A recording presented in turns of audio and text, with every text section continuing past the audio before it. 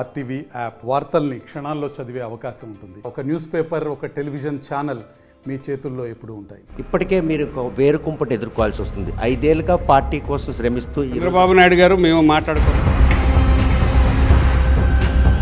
ఇక్కడ వేరే కుంపట్లో వేరే బాగోతాలు ఎట్లేదు. పాతపట్నం నియోజకవర్గం జనసేన ఎక్స్పెక్ట్ నేను ఆస్వాదిస్తున్నాను. ఎందుకంటే వాళ్ళు పడిన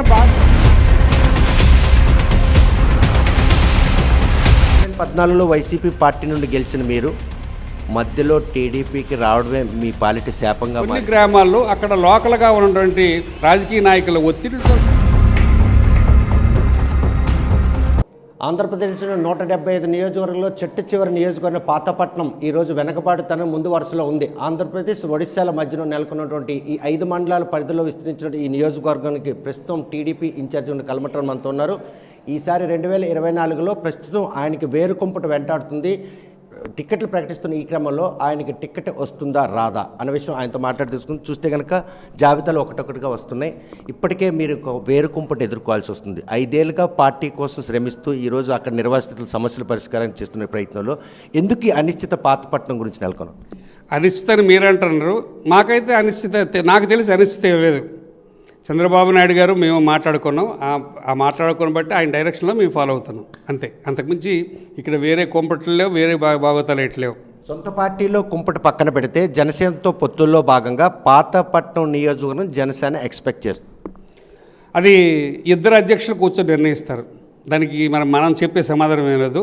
చంద్రబాబు నాయుడు, పవన్ కళ్యాణ్ కూర్చొని నిర్ణయిస్తారు. ఏ నిర్ణయం తీసుకుంటారో తెలియదు. 2014లో వైసీపీ పార్టీ నుండి గెలిచిన మీరు మధ్యలో టీడీపీకి రావడమే మీ పాలిటి శాపంగా మారింది కావచ్చు. దానికి నేను మూల్యం చెల్లించాను 2019లో. కాబట్టి ఇప్పుడు అదేం లేదు. ఆ రీబ్యాక్లో అక్కడ నిర్వాసితులకి ఉన్నటువంటి సమస్యల పరిష్కారంలో చంద్రబాబు నాయుడుతో దెబ్బలాడి మరీ 480 కోట్లు ఇచ్చినా కూడాను ఈరోజు నిర్వాసితులు ఎవరు ఎందుకు రమణ్ని యాక్సెప్ట్ చేయి?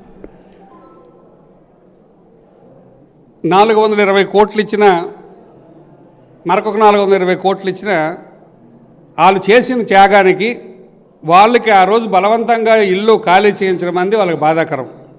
ఎందుకంటే తాతల తండ్రుల నుంచి వాళ్ళేమో ఎప్పటి నుంచో ఉన్న ఆ ఇల్లు కానీ ఆ ప్రదేశాన్ని కానీ ఖాళీ చేయడం అనేది వాళ్ళకి చాలా బాధాకరమైన విషయం. ఆ పరిస్థితుల్లో ఎవరున్నా బాధపడతాం. నేనున్నా ఆ పరిస్థితుల్లో బాధపడతాను. కాబట్టి ఆ బాధని వాళ్ళేమో వెళ్ళగక్కారు. అంతకుమించి నేను వాళ్ళేమీ తప్పట్లేదు. ఎందుకంటే అంతకుముందు 5 సార్లు మా కుటుంబాన్ని వాళ్ళందరూ ఆదరించిన వాళ్ళు, కలమట కుటుంబాన్ని ఆదరించిన వాళ్ళు ఆ నిర్వాసిత గ్రామాలు. వాళ్ళు త్యాగదనులు. వాళ్ళకి మేము ఎంత చేసినా ఇంకా చాలదు. మరి గతసారి వాళ్ళ కోపానికే నేను బలయ్యాను. నేను ఆస్వాదిస్తున్నాను. ఎందుకంటే వాళ్ళు పడిన బాధ అనేది ఇల్లు వాకిలి వదిలేసి బయటికి వెళ్ళిపోయి ఎక్కడో కొండల్లో లేకపోతే ఈ తిత్లీ తుఫాను వల్ల బాధలు పడి ఉన్నారు. వాళ్ళ బాధలు వర్ణాతీతం. దానికి నేను మూల్యం చెల్లించాను. దానికి ఆ గ్రామాల ఖాళీ చేసే ప్రక్రియ మాత్రం కాంగ్రెస్ పార్టీ అధికారులు జరగాల్సింది. ఎందుకంటే పరిహారం ఇచ్చిన పుష్కర కాలమైనా కూడా ఆ ప్రాంతాన్ని విడిచిపెట్టకుండా కాంగ్రెస్ పార్టీ చేసిన తప్పిదైతే దానికి బలిపశు అయింది ఈరోజు కలమట్రావు. ఎస్ 100%. అది ఎప్పుడో 10 సంవత్సరాల క్రితం జరగవలసిన కార్యక్రమము మరి మేము ఎమ్మెల్యే అయిన తర్వాత, నేను వైసీపీ నుంచి టీడీపీకి వచ్చిన తర్వాత జరగడం అంది అది యాదృచ్ఛికంగా జరిగింది. ఎందుకంటే కాంగ్రెస్ పార్టీ ఫెయిల్యూరే దీనికి కారణం. ఆ రోజు కాంగ్రెస్ పార్టీ ₹1,00,000 ఒక ఎకరం భూమికి ఇచ్చి మరి భూములు ఖాళీ చేసింది, ఇల్లు ఖాళీ చేయించడానికి ప్రయత్నం చేసింది, వాళ్ళకు కూడా డబ్బులు ఇచ్చింది.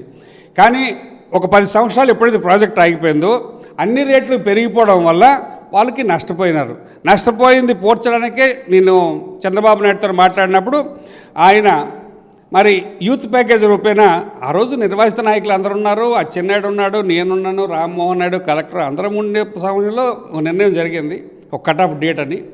అది తీసుకోవడంలో కొంత పొరపాటు వాళ్ళకి తెలియక మాకు తెలియక జరిగింది. దానివల్ల కొంత ఇబ్బందులు పడ్డాయి నిర్వాసితులకు. అయితే మొన్న చంద్రబాబు నాయుడు కొత్తూరు వచ్చేటప్పుడు ఈ విషయమే నేను ఆయన ప్రస్తావించాను. రేపు ప్రభుత్వం వచ్చిన తర్వాత తప్పకుండా నిర్వాసితులకు న్యాయం చేద్దామని ఆయన హామీ ప్రజలందరి మధ్యన ఇచ్చారు. కాబట్టి ఆ హామీని ఆయన నెరవేరుస్తారని, మళ్ళీ నిర్వాసితులకి న్యాయం చేస్తామని నాకు పూర్తి నమ్మకం ఉంది. 5 సార్లు ఆ నియోజకవర్గం ప్రజలు కల్మట కుటుంబానికి పట్టం కడితే 2014లో పార్టీ మారాలన్నటువంటి యోచన ఎందుకు వచ్చింది? అది మరి దానికి ముఖ్య కారణం గిరిజన ప్రాంతం అవడం. ఒకటి, మా కార్యకర్తలు కూడా ఆ రోజుల్లో పొలిటికల్ ఈక్వేషన్స్లో ఒక భాగంగా మరి ఆ రోజు కార్యకర్తల ఒత్తిడి మేరకు పార్టీ మారడం జరిగింది. మరి దానిలో భాగమే వైసీపీకి వెళ్ళాం, మళ్ళీ వైసీపీ నుంచి మళ్ళీ తెలుగుదేశం పార్టీకి వచ్చాం. వచ్చిన తర్వాత అభివృద్ధి కార్యక్రమాల్లో కాలంలోనే మళ్ళీ టీడీపీ పార్టీలో చేరిందే తడుగా కేవలం నిర్వాసితుల సమస్యలు పరిష్కరించాలనే ఉద్దేశంతోనే టీడీపీ పార్టీలోకి వచ్చారా? 100% నిర్వాసితుల సమస్యలు పరిష్కరించడానికి, నియోజకవర్గ అభివృద్ధి చేయడానికి నేనేమో ఆ పార్టీ నుంచి ఈ పార్టీ రావడం జరిగింది. దానికి తగినట్టుగా కొన్ని వందల కోట్ల రూపాయలతో నేనేమో నియోజకవర్గ అభివృద్ధి చేసుకున్నాను.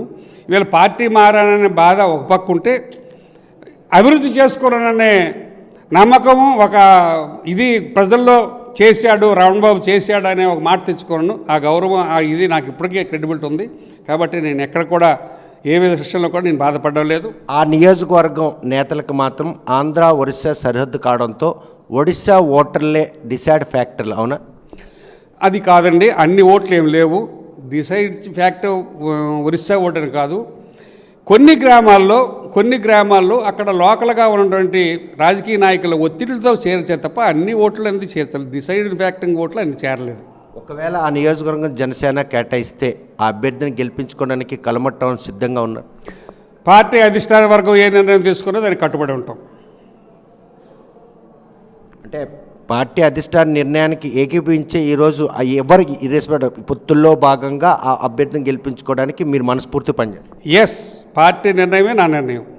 ప్రస్తుత పరిస్థితుల్లో ఎవరైతే సిట్టింగ్ ఎమ్మెల్యేపై నాన్ లోకల్ అని ఒక ముద్ర వేసింది, ఈ అంశాలు మీకు గెలుపుకు దోహదపడేందుకు అవకాశాలు ఎక్కువ ఉన్న నేపథ్యంలో సొంత పార్టీ వేరుకుంపటి కూడా ఈరోజు ఒక అవంతరంగా నిలిచింది. లేదు, మీరు సొంత పార్టీలో వేరుకొమ్మటాన్ని మీ ప్రెస్ వాళ్ళు మీరు పెట్టిందే తప్ప మా దగ్గర అయితే ఏం లేదండి. ఇప్పుడు మా నియోజకవర్గంలో అయితే ఒకే ఒక లీడర్షిప్లో పార్టీ వెళ్తుంది, అంతకుమించి ఏం లేదు. ఇక్కడ చాలామంది కాంగ్రెస్ వాదులు కూడా ఉన్నారు, వారు కూడాను ఈరోజు అక్కడ టికెట్ ఆశించే పరిస్థితి. అదే కనుక జరిగితే గతంలో ఆ నియోజకవర్గానికి కాంగ్రెస్ పార్టీకి ఉన్నటువంటి అవినాభావ సంబంధాలు ఏవైనా నష్టం కలిగించే పరిస్థితి రావనుకుంటుంది? ఏం లేదండి. వైఎస్ఆర్ కాంగ్రెస్ పార్టీలో గ్రూపులు ఉన్నాయి. ఆ గ్రూపుల్లో ఎవరో నాకు వస్తే సహకరిస్తే సహకారం తీసుకుంటాను. అంతకుమించి నాకు వాళ్ళకి ఏమి విభేదాలు లేవు. ఆస్తులు వాటాలు ఏం పంచుకోవడం కాదు కదా తగులు పడడానికి, కేవలం రాజకీయ శత్రుత్వమే. మరి మీరే చెప్తారు, రాజకీయంగా శాశ్వత శత్రుత్వం ఉండదు, శాశ్వత మిత్రత్వం ఉండదు. ఈవేళ ఎగ్నిస్ట్ అయినాం రేపు కలుస్తాం, లేకపోతే మొన్న ఎగ్నిస్ట్ అయినాం రేపు కలుస్తాం, దానికి ఏముంటుంది? చూస్తే కనుక ప్రస్తుతం పాతపట్నం నియోజకవర్గంలో 2014లో వైఎస్ఆర్ కాంగ్రెస్ పార్టీ వచ్చినప్పుడు కార్యకర్తల అభిష్టానం మేరకు పార్టీ మారడం జరిగింది. అనంత కాలంలోనే నిర్వాసితుల సమస్యల పరిష్కారానికి టీడీపీలో చేరాల్సిన ఆవశ్యకత నెలకొన్న నేపథ్యంలో నిర్వాసితులు మాత్రం పూర్తి స్థాయిలో న్యాయం జరిగేందుకు తాను పోరాటం చేశాను.